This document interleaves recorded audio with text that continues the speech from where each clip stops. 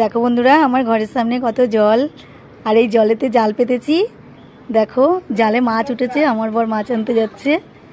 এই দেখো, দেখেছো জালে মাছ উঠেছে। কি মাছ উঠেছে দেখি, চলো।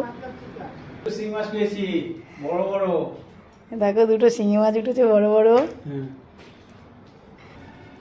দেখো আমাদের জালে কত মাছ পড়েছে। এই দেখো কই মাছ, দেখেছো বড় বড় কই মাছ। আর এখন দুটো শিঙি মাছ পড়েছে, এগুলো সকালে তুলেছে কই মাছগুলো। আর এখন দুটো শিঙি মাছ। দেখো কত মাছ, মাছগুলো কত সুন্দর খেলা করছে, দেখেছো।